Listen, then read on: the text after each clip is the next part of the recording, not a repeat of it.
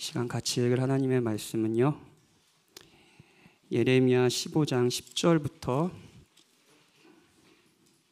21절 말씀입니다. 예레미야 15장 10절부터 21절 말씀입니다.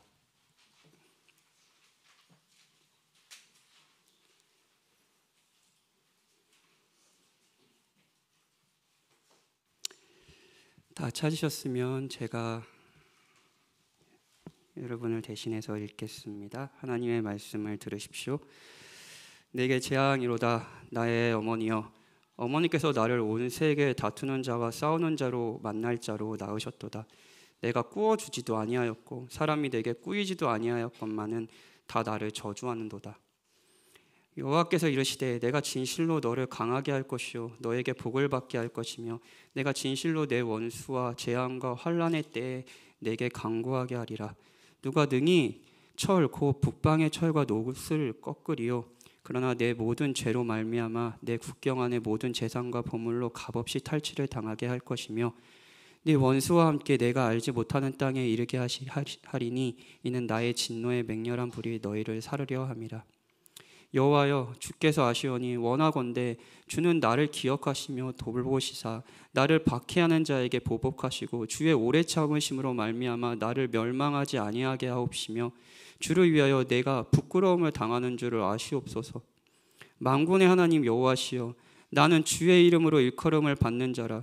내가 주의 말씀을 얻어 먹었사오니 주의 말씀은 내게 기쁨과 내 마음의 즐거움이오나 내가 기뻐하는 자의 모임 가운데 앉지 아니하며 즐거워하지도 아니하고 주의 손에 붙들려 홀로 앉았사오니 이는 주께서 분노로 내게 채우셨음이니이다. 나의 고통이 계속하며 상처가 중하여 낫지 아니함은 어찌 됨이니이까? 주께서는 내게 대하여 물이 말라서 속이는 시내 같으시리이까? 여호와께서 이와 같이 말씀하시되 네가 만일 돌아오면 내가 너를 다시 이끌어 내 앞에 세울 것이며 네가 만일 헛된 것을 버리고 귀한 것을 말한다면 너는 나의 입이 될 것이라. 그들은 내게로 돌아오려니와 너는 그들에게로 돌아가지 말지니라. 내가 너로 이 백성 앞에 견고한 녹 성벽이 되게 하리니 그들이 너를 칠지라도 이기지 못할 것은 내가 너와 함께하여 너를 구하여 건짐이라. 여호와의 말씀이니라. 내가 너를 악한 자의 손에서 건지며 무서운 자의 손에서 구원하리라. 아멘. 오늘은 잠시 대화하시는 하나님의 시리즈를 멈추고 단편 설교를 하려고 합니다. 왜 단편 설교를 하는지는 물어보지 마십시오. 아실 것 같은데 잠시 단편 설교를 하면서 좀 다른 주제의 메시지 좀 들으려고 합니다. 오늘도 질문을 하며 설교를 시작해 보겠습니다. 이번 주에 여러분이 세상에서 이제 살면서 세상에서 가장 불쌍하다고 생각한 사람은 누구입니까? 진짜 불쌍하다라고 생각하는 사람이요. 나라고 생각하신 분들은 불쌍한 사람이 뭐 멀리 있나요? 내가 제일 불쌍하죠 라고 생각하신 분들은 저를 쳐다보시면서 눈치를 한번 주십시오. 우리에게는 정말 놀라운 능력이 있는데 어떤 상황에서든 자신을 가장 큰 피해자로 만들어내는 능력입니다. 인스타를 봤는데 친구가 여행을 갔네요. 나는 컵라면을 먹으며 야근을 하고 있는데 인스타에서 친구는 발리에서 수영복을 입고 수영을 하고 있어요. 우리는 부럽다 정도에서 멈추지 않고 내가 너무 불쌍하다라는 감정으로 이어집니다.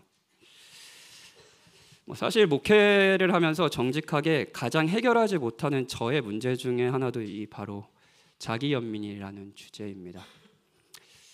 어느 날 제 아내가 이렇게 주로 쉬는 날 목요일 날 아내랑 이제 대화를 할 기회가 많은데 아내가 이렇게 얘기를 하다가 그런 얘기를 하더라고요.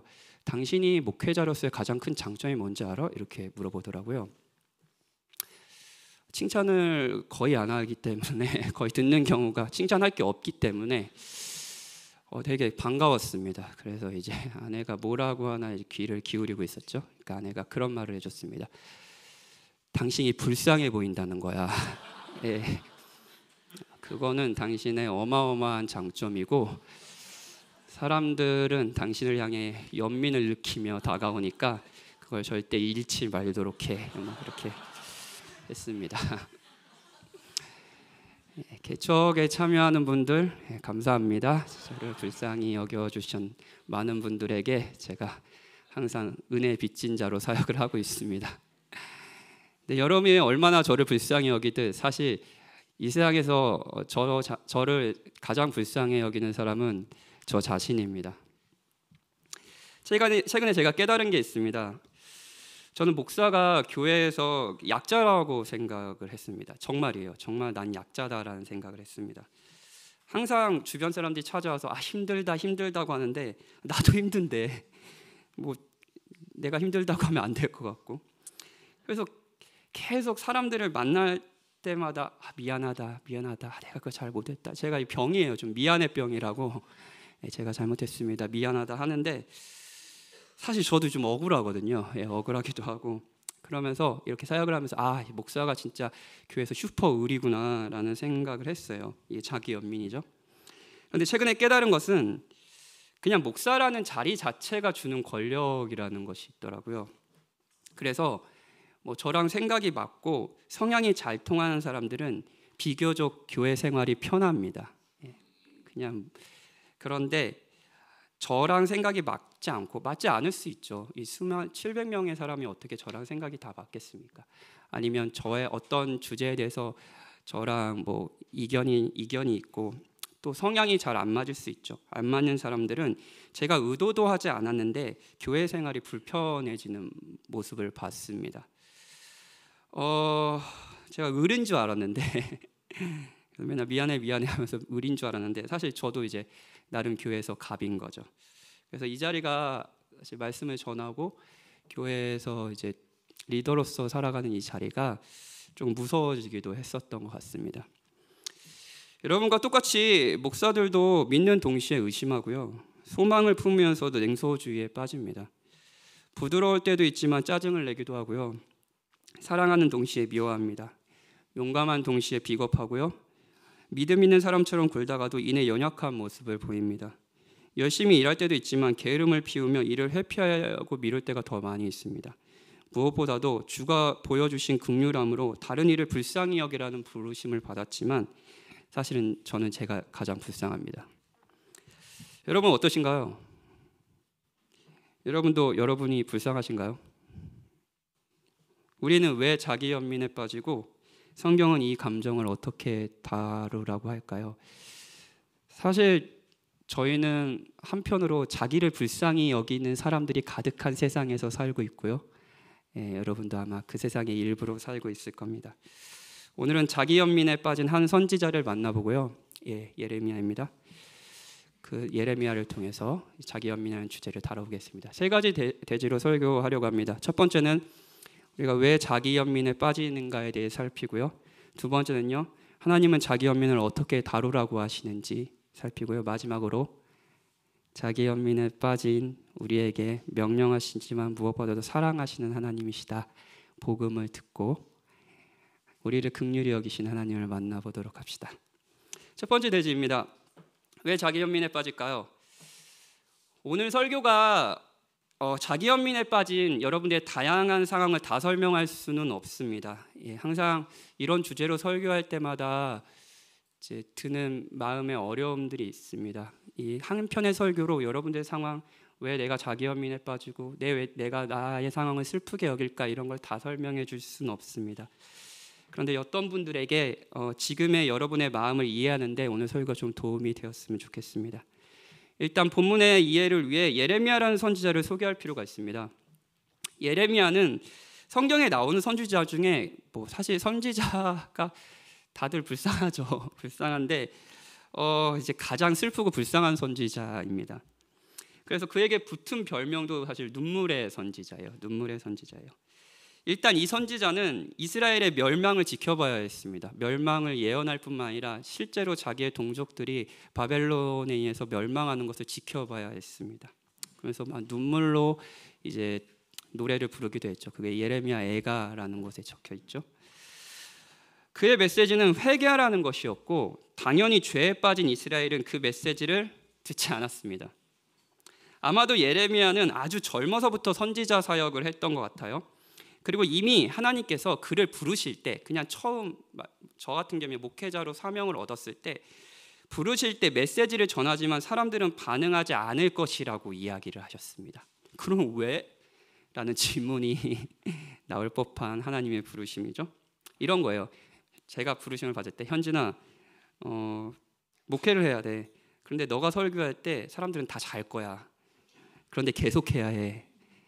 안 해요. 이렇게.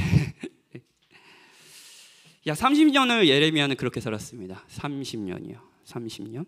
지난주에 38년 된 병자가 있었는데 30년 동안 개고생을 하는, 멸시당하는 사실 선지자가 있습니다. 예레미야 선지자는 타협하지 않았고요. 계속 하나님의 메시지를 전했습니다. 당연히 반대에 부딪혔겠죠. 그런데 이 반대가 그냥 우리가 막 서로 이견이 있고 토론을 하는데 당신의 의견이 무엇인지 알겠는데 저는 그것에 동의하지 않습니다. 이런 예의 바르고 그런 자리가 아니었습니다. 조롱받고 배척당하고 쫓겨나고 위협받았으며 맞고 투옥되고 황당하게 고소당하고 거의 집단구타를 당했습니다. 이런 일이 매년 일어났어요. 30년입니다. 최악은 예레미야의 친족들, 가장 가까운 사람들도 그를 그렇게 대했다는 것입니다.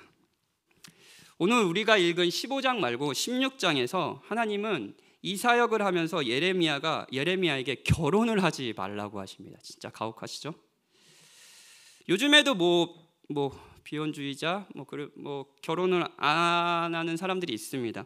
그런데 당시 문화에서 남자가 결혼하지 않는 경우는 없었습니다. 히브리어에 결혼을 하지 않는 남자라는 의미를 가진 단어가 아예 없습니다. 미혼남 이런 거 없어요. 왜냐하면 그런 사람이 없으니까요.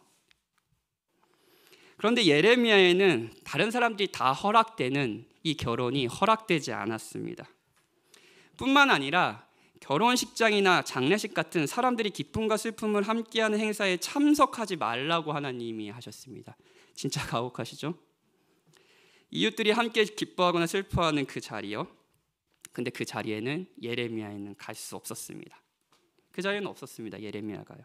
이 행동은 아마 사회적으로 굉장히 그 당시에 무례한 행동이었을 것이고요. 그를 더욱더 고립시켰을 겁니다. 이렇게 30년을 살았습니다. 예레미야도 지치지 않았을까요? 사람이니까요. 사람이잖아요. 그리고 자신이 불쌍하죠. 자신이 불쌍해요. 10절에 그 마음이 고스란히 들어갑니다. 자기 연민과 자기 혐오가 복잡하게 얽힌 마음이에요. 내게 재앙이로다 나의 어머니여, 어머니께서 나를 온 세계에 다투는 자와 싸우는 자를 만날 자로 낳으셨도다. 내가 꾸어주지도 아니하였고 사람이 내게 꾸이지도 아니하였건만은 다 나를 저주하는도다. 자기 연민에 빠진 저와 여러분을 단순히 비난만 하려는 것은 아닙니다. 모든 자기 연민이 그런 것은 아니지만 어떤 자기 연민은 우리가 잘못된 길을 가고 있을 때가 아니라 옳은 길, 하나님을 사랑하고 이웃을 사랑하는 삶, 그리고 하나님이 맡겨주신 사명들을 성실히 살아가려고 할 때 항상 대의를 생각하며 헌신하고 있을 때 찾아오는 감정이기도 하거든요. 오늘 예레미야가 그랬죠. 하나님의 약속을 따라 갈 바를 알지 못하고 가나안 땅에 왔던 아브라함은 그럼에도 불구하고 노년에도 자녀가 없는 자신의 처지를 불쌍히 여겼습니다. 자기 연민에 빠졌어요.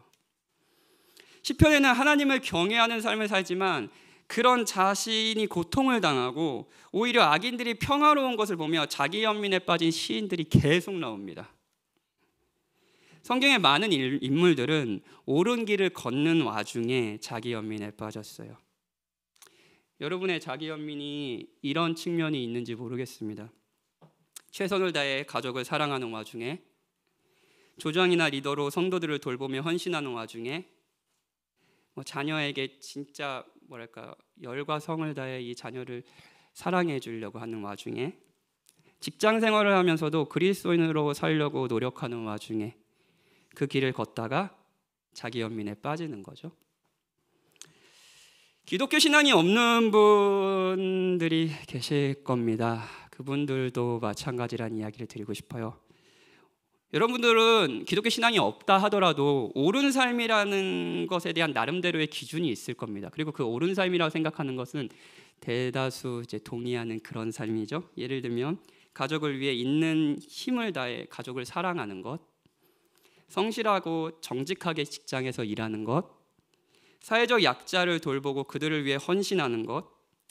여러분들이 이런 삶을 살든 살지 않든 이런 삶은 가치 있어, 이런 삶은 옳은 삶이야, 난 이런 삶을 살고 싶어 라는 동경이나 그런 의지가 여러분들에게 있을 겁니다. 그리고 실제로 그렇게 기독교 신앙이 없다고 하더라도 더 옳은 삶에 대한 기준을 가지고 열심히 살아가시는 분도 계실 겁니다. 있죠. 그때 안 지치십니까? 그렇게 살 때 자신이 불쌍해지지는 않나요? 사랑하는 여러분,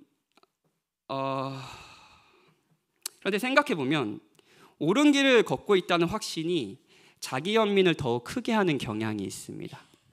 목회를 열심히 하는 거예요. 옳은 길을 가고 있는 거예요. 그러면 당연히 이 옳은 길에 대한 합당한 결과는 뭐죠? 좋은 열매가 맺혀지는 겁니다.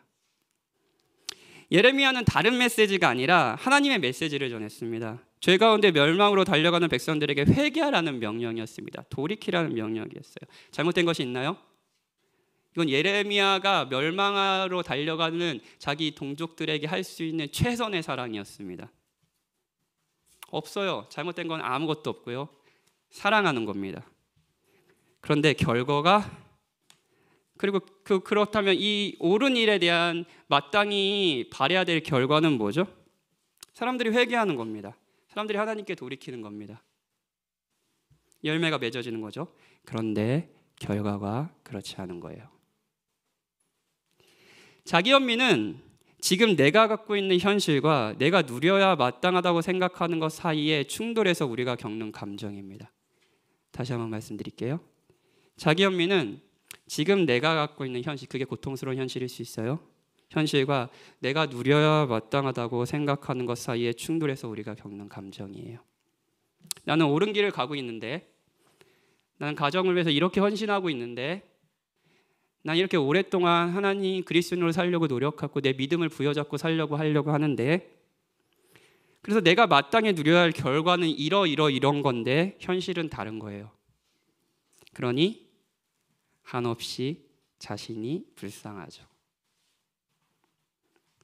옳은 길을 걷는다는 사람들이 빠지는 자기 연민입니다. 예레미야는 이 함정에 아주 깊게 빠진 듯 보입니다. 헤어나올 수 없을 것처럼 보여요. 거의 자신의 삶 자체를 저주합니다. 한편으로 정말 예레미야의 현실과 그에 따른 감정이 이해가 되고요. 저도 많이 생각했던 감정이니까요. 우리가 읽은 본문 뒤에 18절에는 이런 말씀이 있어요. 한번 같이 읽어보겠습니다. 18절이에요. 시작.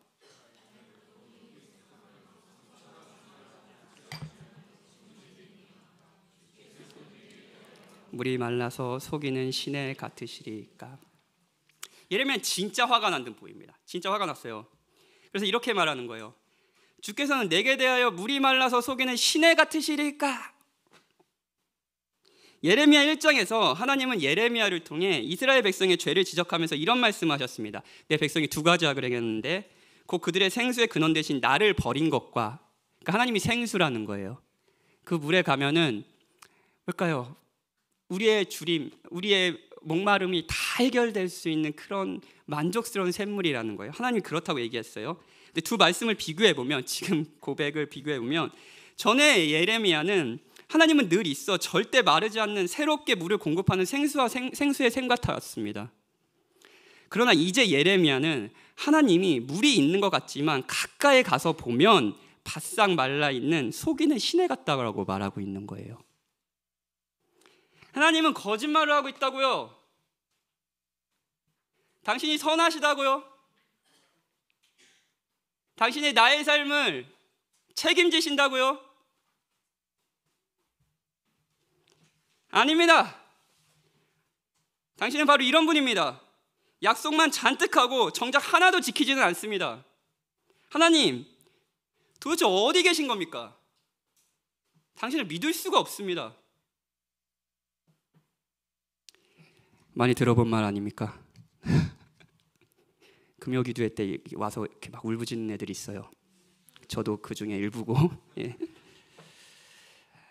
우리가 하는 기도니까요. 예레미야도 우리와 같이 이런 말을 하고 있습니다. 자, 성경은 감사하게도 진솔하게 자기 감정을 숨기지 않고 하나님께 가져가는 모습을 보여줍니다. 여러분, 지금 자신이 불쌍하십니까? 나름대로 열심히 살았는데 지금의 현실이 그 열심히 사는 삶에 대한 마땅히 받아야 할 결과가 아니라고 생각이 드십니까? 자, 좋아요. 그러면 성경에 여러분이 있는 겁니다. 예레미야 이 선지자가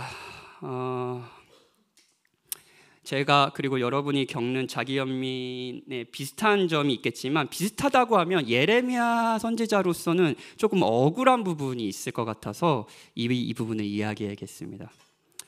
모든 자기 연민이 꼭 옳은 일을 할 때만 생겨나는 것은 아닙니다.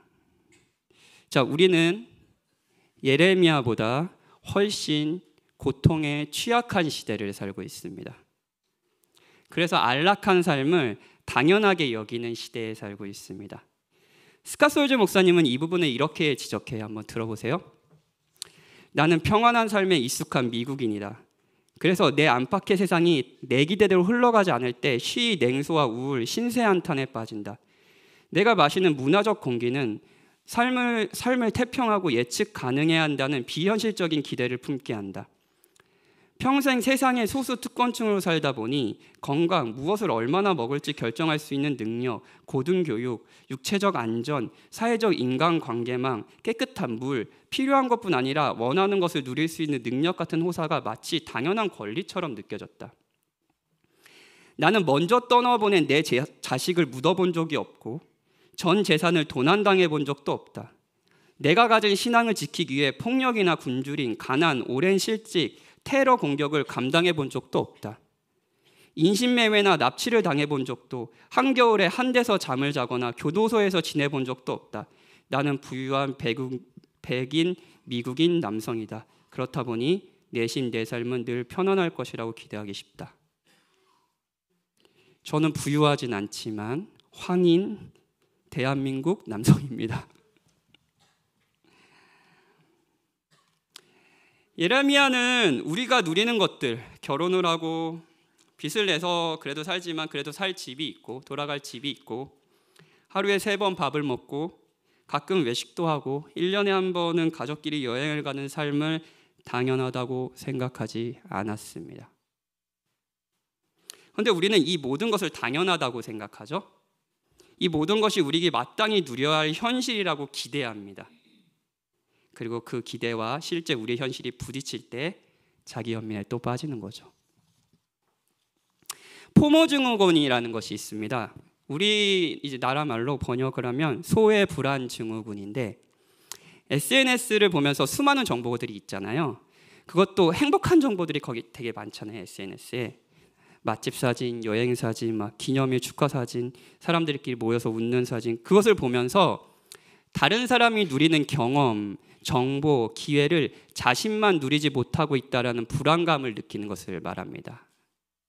이것을 소외 불안 증후군, 포모 증후군이라고 합니다. 인스타에는 행복한 사람으로 가득 차 있고요, 슬픈 사람이 없어요. 그것도 인스타는 저는 또 인스타에도 글을 엄청 길게 남겼는데 그렇게 한 게 아니더라고요. 이제 막 사진만 딱 있잖아요. 이미지만. 나 너무 행복해. 좋은 하루 막 이렇게 있잖아요.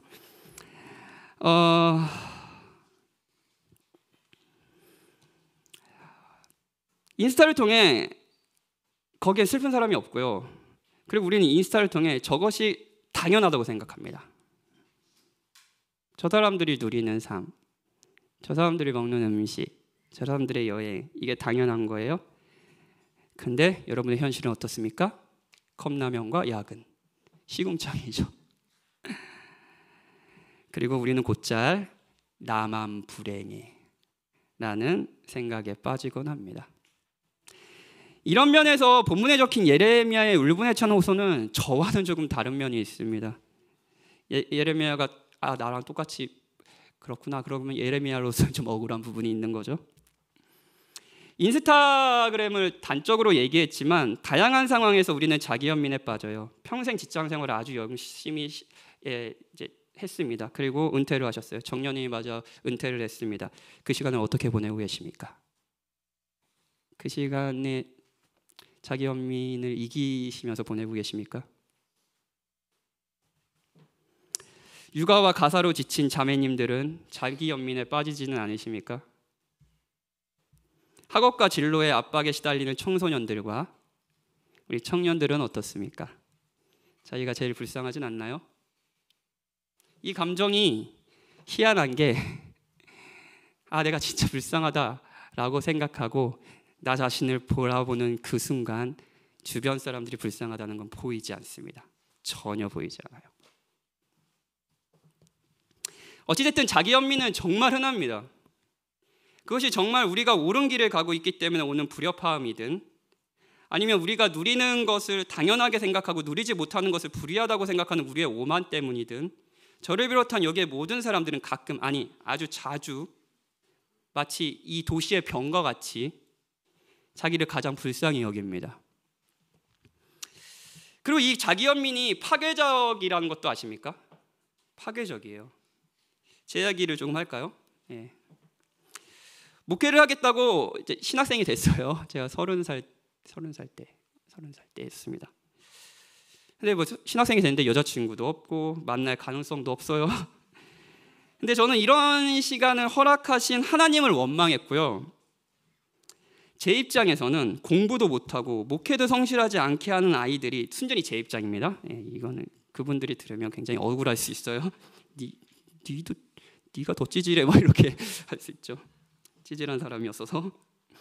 근데 그런 사람들이 다 좋은 사람을 만나서 결혼을 하는 거 보면서 어땠냐면요, 적대감을 느꼈습니다. 그 친구들은 잘못한 거죠. 그 친구 그냥 좋은 사람 만나서 결혼한 거잖아요. 그런데 그들을 미워하고 있는 거예요. 이후에 아내를 만났습니다. 칭찬을 많이 해주는 아주 좋은 아내를 만났죠. 그럼 행복만 했느냐? 아닙니다. 그럴 리가요. 경제적인 어려움이 수시로 찾아왔습니다. 처음에 그 신혼집을 구하는 것부터 이때도 역시 하나님을 원망했고요. 아니 신혼집 뭐 저희가 아파트 달라고 했습니까? 그냥 저희 둘 살 수 있는 그 좁은 그냥 빌라에 한 칸, 그거 하나님 안 해주십니까? 뭐 우리가 뭐 2억 뭐 대출 받겠다고 했습니까? 4천만 원 대출을 안 해주십니까? 막.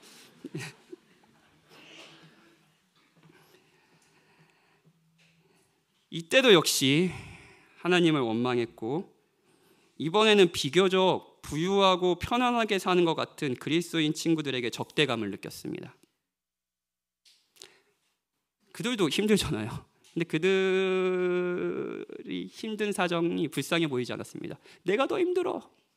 난 집도 없다고. 너 4천만 원 대출 나오잖아.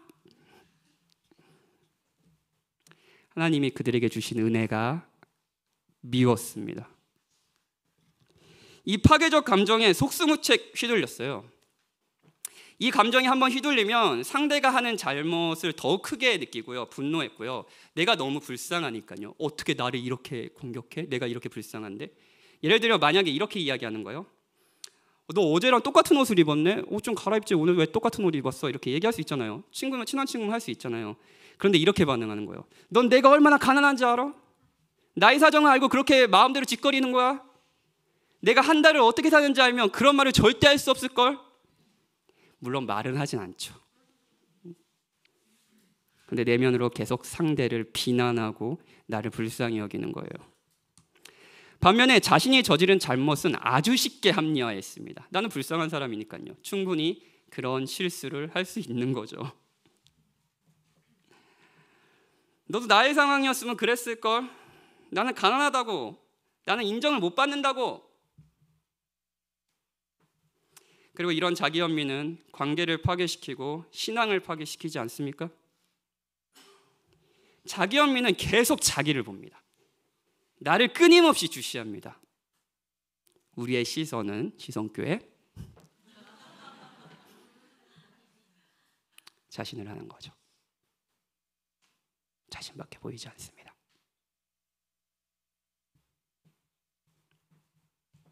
자기 내면에 갇혀서 주변을 해석합니다. 이 파괴적인 자기중심성, 이 자기중심성이 자신과 주변을 망칠 수도 있는 거죠. 제가 좋아하는 구약학자 중에 크리스토퍼 라이트라는 구약학자가 있습니다. 그분의 글을 인용하겠습니다. 환멸을 느낀 신앙인은, 자기 연민에 빠진 신앙인은 어디에서도 선한 것을 보지 않는다. 항상 모든 일에 대해 비판적이며 비관적이다. 때론 매우 냉소적이거나 빈정된다. 다른 사람의 열정이나 좋은 생각, 성취에 찬물을 끼얹고 악의적일 정도로 부정적으로 보려고 한다. 무엇보다 나쁜 것은 단체나 팀에서 환멸에 찬 그리스도인은 자신의 환멸을 퍼뜨려 다른 사람의 생각에 독소를 집어넣고 그들의 희망을 완전히 파괴한다. 부정적인 성향은 무서울 정도로 전염성이 강하다. 한 가장이 자기 연민에 빠져서 자기를 바라보고 있다면 그 자기 연민은 금세 가족 전체로 번질 겁니다. 한 목회자가 자기 연민에 빠져서 이 교회를 돌보고 있다면 이 자기 연민은 목회자 개인에게 멈추지 않고 교회 전체에 영향을 줄 겁니다. 여러분의 조도 마찬가지죠. 하나님은 자기를 가장 불쌍히 여기는 예레미야에게 무엇라 하실까요? 그리고 우리에게 무엇라 하실까요? 두 번째 대제예요. 먼저 말씀드리고 싶은 것은 예레미야의 자기 혐오와 자기 연민이 가득 찬 이 고백이 성경에 적혀 있다는 겁니다. 여러분이 어떤 상황인지, 어떤 상황에서 자신의 처지가 너무 슬프고 버거운지 제가 다 알 수는 없습니다. 오늘 설교는 여러분의 모든 상황을 다 포함하지 않고 한 단면에 불과합니다. 그런데 확실히 말씀드릴 수 있는 것은 여러분이 하나님께 솔직해도 된다는 겁니다. 자기 연민에 가득 찬 한 성도님과 전화 신방을 했습니다. 거의 1시간 정도 통화를 한 것 같아요. 그러니까 자기 상황에 대한 슬픔과 이런 것들을 막 고백했습니다. 답이 안 나오더라고요. 여기서 특히 목회자는 약간 병적인 게 이 답을 줘야 된다라는 강박이 있는데 답을 줄 수가 없었습니다. 그냥 듣고 그러냐 이런 상황에서 항상 그 마지막 답변 기도하겠다 이러면서 했겠죠. 그냥 들어드리고 위로를 해드렸습니다. 그런데 성도님이 전화를 1시간 동안 하시다가 마지막 이런 얘기를 하시더라고요. 목사님 1시간 동안 감정노동하느냐고 힘드셨죠? 이렇게 하더라고요. 제가 솔직한 마음으로 아시는구나 이렇게 약간 감정 쓰레기통이 된 것 같아서 좀 그랬는데 아니요 대답을 했죠.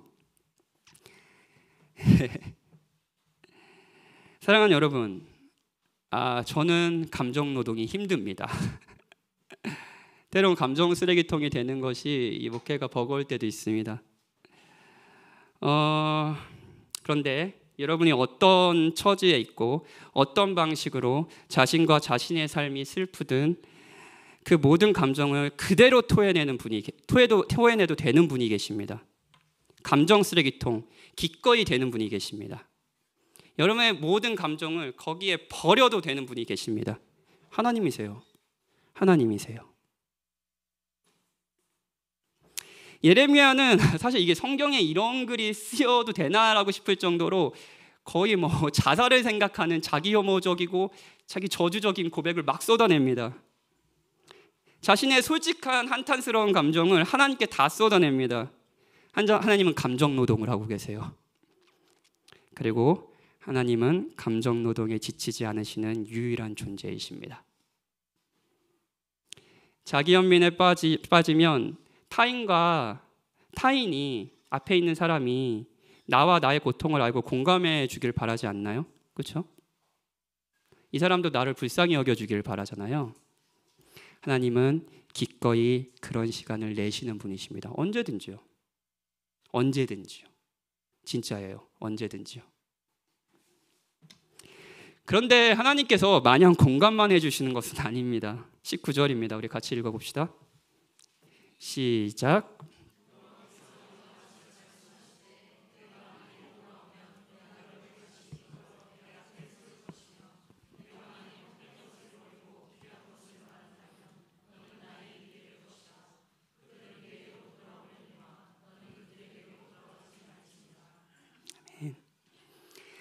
하나님의 응답은 돌아오라는 겁니다. 회개하라는 거예요. 물론 회개가 자신의 죄를 고백하고 죄 용서를 구하는 거라고 이해하신다는 건 압니다. 그 부분이 맞아요. 근데 회개의 본질은 자기 모든 초점과 모든 생각을 자신의 내면만 바라보면서 슬퍼하고 있는 이 사람이 그 내면에서 자신의 시선을 돌려서 자기의 마음을 돌려서 하나님께로 마음을 돌이키고 하나님을 바라본다는 것을 의미합니다. 하나님은 돌아오라고 말씀하세요. 우리는 자기 연민에 빠졌을 때 하나님 앞에 예레미야와 같이 정직하게 말할 수 있습니다. 성경은 이 부분을 인정합니다. 그런데 여러분, 하나님이 저와 여러분에게 뭐라고 말씀하시는지도 들어봐야 합니다. 예레미야가 자기 연민에 빠져 쏟아내는 저주는 19절에 의하면 헛된 것이었습니다. 부정적이고 파괴적이었습니다. 그와 공동체를 파괴했죠. 더 고통스럽게 하는 자기 연민이죠. 하나님이 이제 그 마음에서 돌이키라고 하십니다. 자기 연민을 해결하는 방법은 하나님께서 이야기하신 것은 자기 연민을 회개하는 겁니다. 특히 굉장히 거북한 말이라는 걸 알고 있습니다. 저도 마찬가지예요. 바로 드는 생각이 이런 거겠죠. 회개할 사람은 내가 아니고 나 빼고 모든 사람이 회개해야 해. 난 희생자일 뿐이야. 나는 아무 잘못이 없어. 회개해야 할 사람은 저 밖에 있는 하나님의 말을 안 듣는 백성이라고. 저의 상황을 보면 회개할 사람은 성도들이라고, 가족들이라고. 하나님은 항상 이런 식이야. 내가 잘못했다고만 하지. 나에게 오늘도 회개하라고만 하지. 이런 마음이 드십니까? 괜찮습니다. 이런 마음이 드신다면 이따 소그룹 시간에 솔직하게 여러분의 마음을 소그룹 조원들과 나눠주십시오. 그런데 우리가 기억해야 될 것은 이 자기연민이라는 것이 우리가 죄라고 느끼지 않는 가장 미묘한 형태의 자기중심성이라는 겁니다. 자신의 처지와 당한 고통은 우리의 눈을 가리고요. 이 감정은 그 안에 빠져 있으면 거의 나올 생각을 못하게 됩니다. 거의 그 감정에서 안식을 누립니다. 참된 안식은 아니지만요. 그리고 정말 이 감정은 폭력적이어서 나와 주변 사람들을 해치죠. 무엇보다 이 감정에 휩싸인 목회자를 생각해 볼까요? 목회를 할 수가 없습니다. 성도들을 괴롭힐 뿐이죠. 이 감정에 휩싸인 가장은 가정을 돌볼 수가 없습니다. 이 감정에 휩싸인 리더는, 소그룹 리더는 조원들을 위해 헌신하지 않습니다. 조원들의 인정을 갈구하고 아니면 화를 내죠. 만약 우리가 자기 연민에 빠져 있다면 회개하라는 메시지에도 화가 날 겁니다. 여러분이 이 감정에 정말 깊게 빠져 있을수록 더 화가 날 겁니다. 그런데 여러분, 하나님은 회개하라고 하십니다. 회개하라고 말씀하실 뿐 아니라 예레미야를 예레미야가 있어야 할 자리로 되돌리십니다. 네가 만일 헛된 것을 버리고 귀한 것을 말한다면 너는 나의 입이 될 것이라. 예레미야가 원래 했던 일입니다. 오늘 본문 뒤에도 나오는 예레미야는 자기 아픔을 쏟아내는 계속 오늘 이런 자기 혐오적이고 자기 연민적인 고백들을 이후에도 계속 쏟아냅니다. 그런 것을 비추어 봤을 때 예레미야는 수시로 자기 연민에 빠졌던 것 같아요. 그런 의미에서 19절에서 하나님은 예레미야를 꾸짖으면서도 더는 고뇌 찬 항변과 탄식을 토해내지 말라고 명령하신 건 절대 아닙니다. 이제 한번 용서해 줄게, 다시는 하지 마, 이게 아닙니다. 어찌됐든 예레미야도 사람이고요, 저도 사람이니까요, 여러분도 사람이고요. 하지만 하나님은 이 자기 연민이 환멸로 이어지고 예레미야 자신과 그의 사명을 좌절시키는 것을 아셨습니다. 그리고 이 자기 연민이 생각과 말을 지배하지 못하게 하셨습니다. 그리고 예레미야를 그가 있어야 할 자리로 돌려가게 하시죠. 이게 좀 저는 항상 이 말씀을 읽을 때 이런 부분에서 좀 감격을 얻습니다. 이렇게 막 자기 연민에 빠진 예레미야를 보면서 너는 안 되겠다. 그래, 교체. 그러실 수 있잖아요. 근데 예레미야에게 찾아오셔서 마음을 돌이키라고 하시면서 너가 있어야 할 자리로 가라. 너는 사명을 포기하고 싶지만 나는 너를 위해서 사명을 이루고 싶다. 그러면서 사명의 자리로 다시 그를 돌려보내시는 거죠. 이게 저는 너무 감격스럽습니다. 그리고 사실 목회를 하면서 제가 가진 가장 확실한 소망입니다. 하나님은 항상 이 자리로 저를 돌려놓으실 겁니다. 그리고 말씀하십니다. 20절, 21절이에요. 내가 너로 이 백성 앞에 견고한 놋생벽이 되게 하리니 그들이 너를 칠지라도 이기지 못할 것은 내가 너와 함께하여 너를 구하여 건짐이라. 여호와의 말씀이니라. 내가 너를 악한 자의 손에서 건지며 무서운 자의 손에서 구원하리라. 옳은 길을 가며 기대했던 현실과 다른 반응으로 깊은 자기 연민에 빠졌을 때, 그래서 예레미야가 원래 있어야 할 자리에 있지 않고 깊은 원망을 하나님께 쏟아내고 있을 때 하나님은 회개하라고 하십니다. 그리고 그 자리로 가라고 하십니다. 여기서 끝이 아니에요. 내가 하겠다라고 말씀하세요. 여전히 네가 돌아갈 현실은 네가 기대했던 것과는 다른 부분이 있을 것이다. 옳은 일을 하지만 너의 현실에는 너가 원하는 열매들이 맺어지지 않을 수도 있다. 그러나 내가 할 것이다. 내가 언제든 너를 구하겠다. 공격이 없지는 않을 거다. 하지만 그 공격이 너를 해치지는 못할 거다. 내가 할 것이다. 그러니 나를 믿어라. 돌아오고 너의 자리로 가라. 이제 마지막 대지입니다.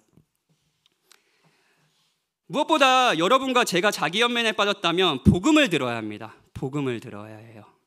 왜냐하면 이 자기 연민에 빠진 사람의 유일한 탈출구는 하나님께서 우리를 어떻게 불쌍히 여기시는가를 깨닫는 것에 있거든요.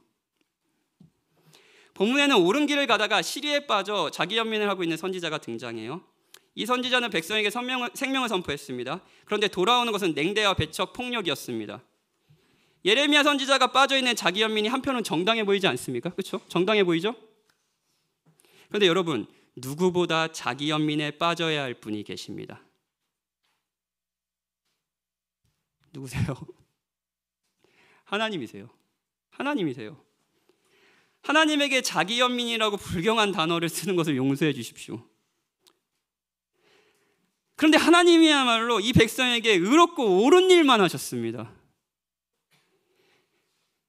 그들에게 약속의 땅을 주셨고요. 그들이 행복하게 살 수 있도록 그들에게 명령을 주셨습니다. 새로운 생활 지침들을 주셨습니다. 새로운 나라를 허락하셨습니다. 하나님께서 통치하시는 나라죠. 그런데 그들은 하나님을 끊임없이 작게 보고 하나님에서 주실 수 있는 복을 하나님이 주신 선물들, 다른 우상들에게 요구했습니다. 그들이 그렇게 범죄함에도 불구하고 하나님은 계속 회개하라는 메시지를 던지셨습니다. 예레미야 선지자는 수많은 선지자를 통해서요. 그런 하나님께 돌아온 것이 무엇이었나요? 냉대와 배척 아니었습니까? 그리고 선지자도 하나님을 향해 이렇게 외칩니다. 주께서는 내게 대하여 물이 말라서 속이는 시내 같으시리까? 저에게 생수라고 속이셨어요. 우리가 우리를 불쌍히 여기는 사이 진짜 배척당하는 의로운 분이 계시다는 것을 잊은 것은 아닙니까? 그런데 하나님은 예레미야와 같이 반응하지 않으십니다. 오히려 자기 연민에 빠진 이 선지자에게 회개를 다시 명령하시고 그의 자리로 돌아가라고 하십니다. 계속 명령한 삶을 살라고 하십니다. 무엇보다 내가 하겠다, 내가 너를 지키겠다, 내가 너와 함께 하겠다라고 말씀하세요. 하나님은 시리에 빠져 자기를 불쌍히 여기는 이 슬픈 선지자를 불쌍히 여기십니다. 그리고 다시 품어주시죠. 시간이 흘러 이 하나님은 자신의 아들을 보내셨습니다. 성자 하나님 역시 본질상 성부 하나님과 같이 온전한 하나님이셨습니다. 그러나 예레미야가 아니라 직접 성자 하나님이 오셔서 말씀을 전해도 사람들은 바뀌지 않았습니다. 사람들은 그 말씀을 듣지 않았습니다. 선지자로서 그리스도께 쏟아진 건 예레미야 선지자와 같았습니다. 그리고 사람들은 그분을 십자가에 달았습니다. 누구보다 자신이 불쌍해야 되는 이 상황, 누구보다 자기 연민에 빠져야 되는 이 상황, 그리스도는 어떤 마음을 품고 계셨을까요? 우리와 같이 사람들을 저주하고 하나님을 원망했을까요? 그리스도는 이렇게 이야기하셨습니다. 아버지, 저들을 사하여 주옵소서. 자기들이 하는 것을 알지 못함이니이다. 그리스도는 십자가 위에서도 자신을 십자가에 다른 죄인들을 불쌍히 여기셨습니다. 그 그리스도가 여러분을 불쌍히 여기지 않으시겠습니까? 저와 여러분이 자기 연민에 빠져 있어서 파괴적으로 살아갈 때 회개하라고 하시고 다시 우리의 자리로 돌아오게 하시며 함께 하시겠다고 말씀하시지 않겠습니까?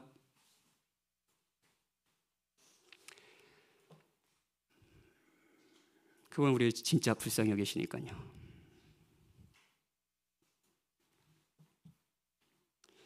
우리의 자신을 향한 긍휼은 나와 주변을 망치지만 그리스도가 우리에게 보여주시는 긍휼은 우리를 다시 살리시며 내가 사랑해야 할 자리로 돌아가게 하며 나와 주변을 살리니까요. 저는 설교 중에 자기 연민은 지금 내가 겪는 현실과 내가 누려야 마땅하다고 생각하는 것 사이에 충돌해서 모두가 겪는 감정이라고 이야기했습니다. 십자가상의 그리스도를 생각해 보십시오. 그의 현실은 십자가와 저주였습니다. 이건 그리스도가 마땅히 누려야 할 상황이 아니었습니다. 그런데 그리스도는 그 현실을 견디셨습니다. 그 이유가 무엇인지 아세요? 우리에게 소망을 주시기 위함입니다. 지금의 현실은 끝이 아닙니다. 과정입니다. 하나님은 여러분의 수고를 잊지 않을 겁니다. 하나님은 여러분의 헌신과 사랑을 잊지 않을 겁니다. 성령이 친히 우리의 영과 더불어 우리가 하나님의 자녀인 것을 증언하시나니 자녀이면 또한 상속자 곧 하나님의 상속자요 그리스도와 함께한 상속자니 우리가 그와 함께 영광을 위하여 고난도 함께 받아야 할 것이니라. 생각하건대 현재의 고난은 장차 우리에게 나타날 영광과 비교할 수 없도다. 그리스도 안에서 죽고 그리스도 안에서 살아나신 사랑하는 성도 여러분, 이 말씀을 믿어도 됩니다. 정말입니다. 믿어도 됩니다. 현재의 고난은 장차 여러분에게 나타날 영광과 비교할 수 없습니다. 십자가에 달리신 그리스도를 바라보면 여러분을 진정으로 불쌍히 여기시는 구주를 볼 수 있습니다. 그리스도를 바라보십시오. 그리고 하나님께 돌이키십시오. 이 긍휼에 우리는 언제든 안식할 수 있고 다시 사랑하는 삶을 살 수 있습니다. 사랑하는 여러분, 우리 그렇게 합시다.